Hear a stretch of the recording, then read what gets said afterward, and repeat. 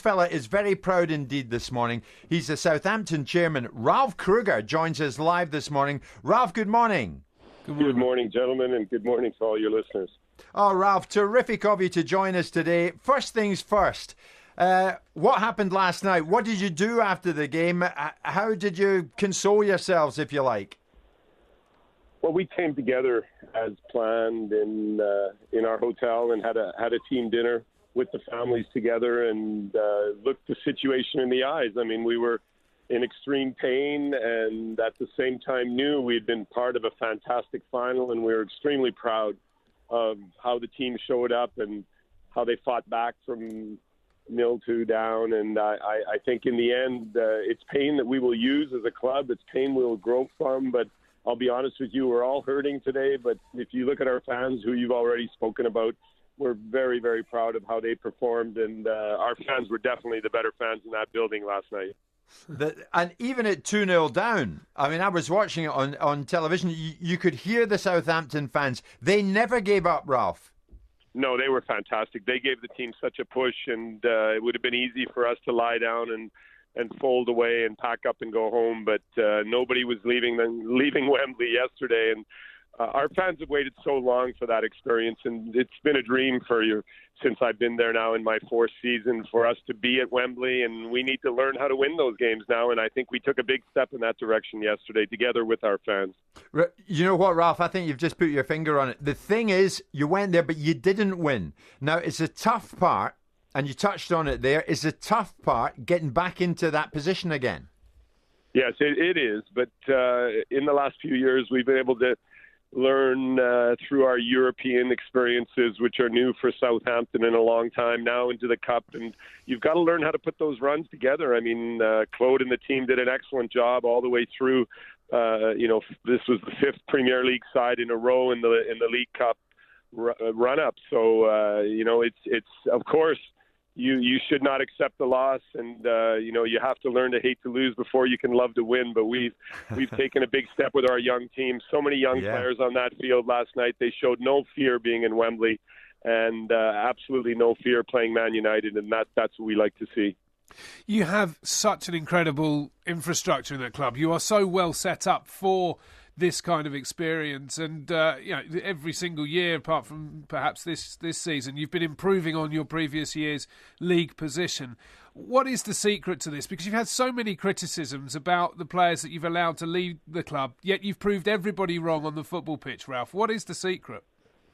Well, there's no question that we have excellent people. I mean, it was the vision as a chairman when I came in to hire the best possible people and let them work, give them a space where they can show their skills. And we're going to continue to make mistakes, but we've got such excellent people in football and commercial and in finance and everything. We're running a business. We're a self-sustaining club. We don't dip into our owners' pockets anymore. We work within our means, and we try to maximize our potential through a combination of clever buying and selling and our academy. And we'd like to keep this group together. It's definitely a vision that we don't want to do what we did in the last 3 summers every year. We'd like to move away from that, and we feel confident this summer will be a lot quieter in Southampton, and that we can keep the core of this team moving forward for a few years. And that's going to be important when you see how excellent the group is right now and how exciting the football is, and the game that we're playing is it's a pleasure to watch. It's a pleasure to be a part of, but it's good people.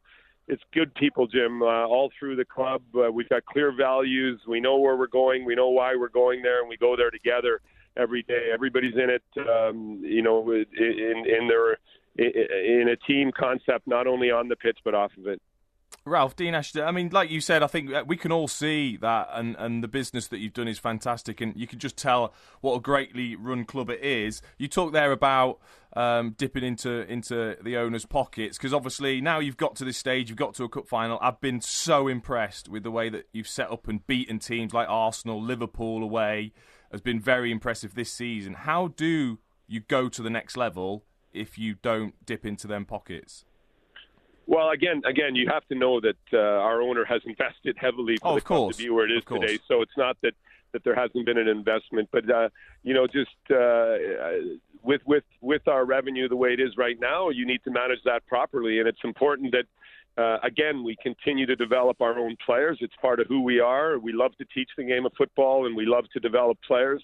We're going to continue to buy young players from outside of our club and develop them. And I think the most important thing is to start trying to find a way to hang on to them and to keep the group together, to develop some synergies over the next few years. That's the next piece in the puzzle for us. It's not some kind of great expenditure that'll be necessary. It's more working with what we have and changing a little bit the mindset of players moving forward. And we've locked in a lot. We've got great contracts right now, and we just need to build on those. I was so impressed yesterday with Manolo Gabbiadini, his movement up front, his finishing, his work rate. I mean, you have got an absolute gem there. And the fact that you've bought him for less than £20 million, goodness me, how on earth did you unearth that gem from Napoli? How did you get him out of that club?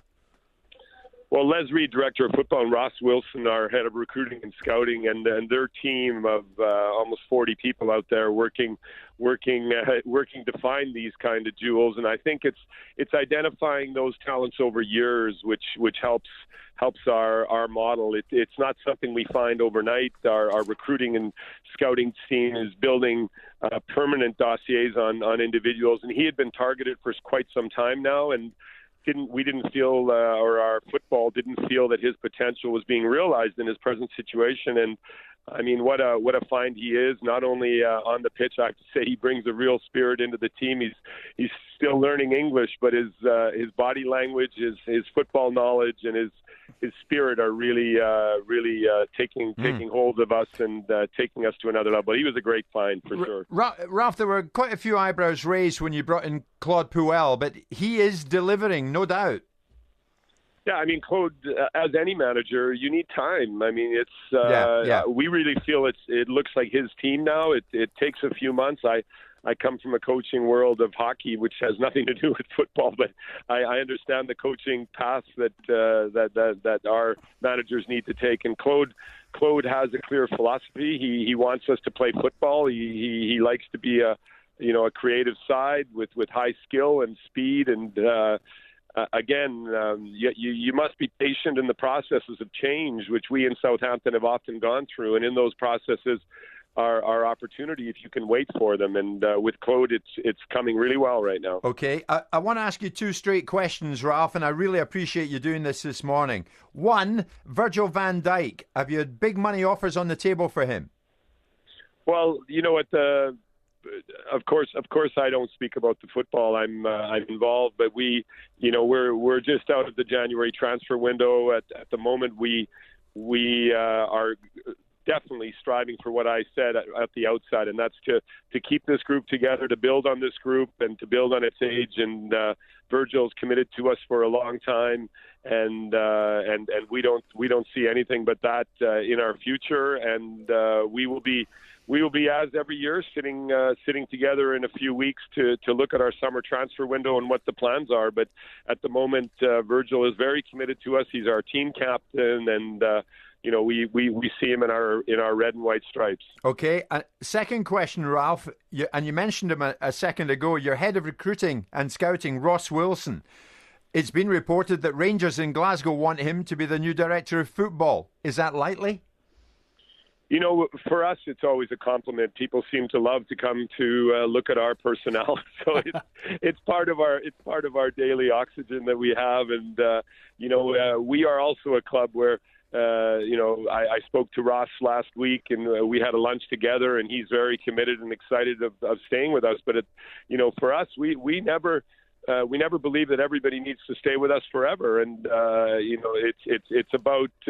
it's about when you grow up as a club, people will come, people will go. And at the moment, Ross Wilson is an important part of our group, and seems committed to where we're moving. But it's a compliment to the club. It's a compliment to the football that we are getting looked at all different levels. So good for Ross that he was offered, or that he's in talk. I'm happy for him that he's on that stage. But we see him in our future too. So he's in talks with Rangers, though, Ralph?